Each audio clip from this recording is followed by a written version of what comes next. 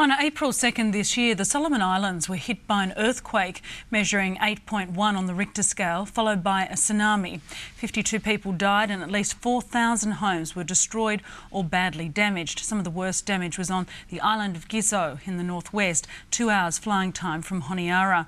Fishing villages were wiped out and thousands of people remain in temporary shelters 4 months later. Sky's John Gatfield travelled to the Solomon Islands in conjunction with UNICEF and has just returned from Ghizo with this special report on how the people there are coping with the disaster.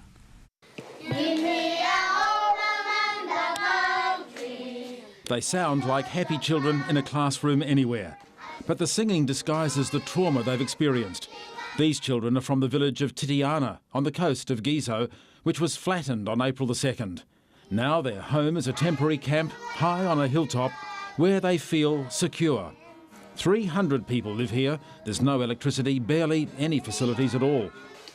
The arrival of a UNICEF box containing school books, chalk, pencils and other educational tools is one of the few things guaranteed to bring some happiness into the children's lives. Their teacher will never forget the noise and the shock of the earthquake. It was so hard and so big that we couldn't walk. We had to crawl. Crawl. Mothers and children were running. They were frightened. The earthquake was very big.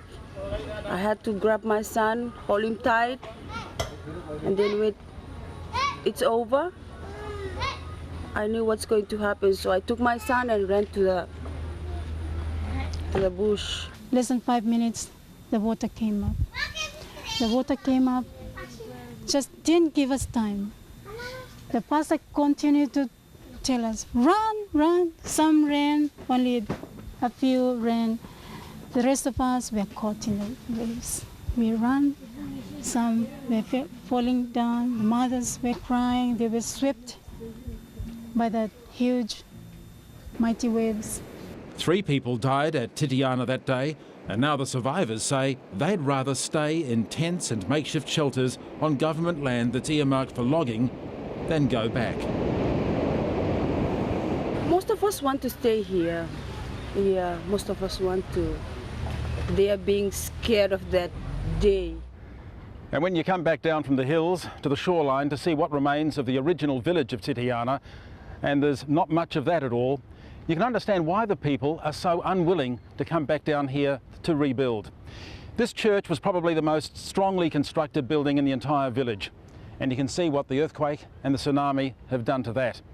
And that's why the people of Titiana say they just don't want to come back down here and risk it happening yet again.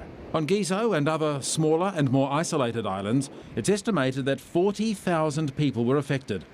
Along with their homes and their businesses, essential infrastructure was lost. Roads and bridges, churches and clinics, and of course, educational facilities. This is where the school used to be when before the tsunami. Now there's just nothing left. There's nothing left, only the flooring, cement flooring. How many schools were just destroyed that day?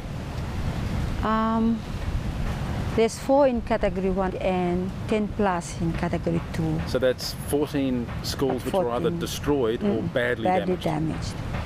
Are you able to replace them? No. And it's not just the school buildings that have gone, it's also the accommodation for teachers.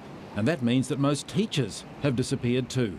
For us in the Western Province and Choiseul, this is a huge setback for us.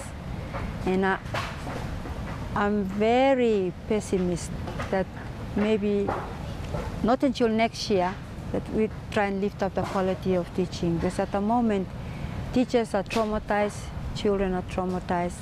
The government now has to decide what it does with land which has been affected. Should it try to rebuild here? Should the land be sold to developers, perhaps for tourism?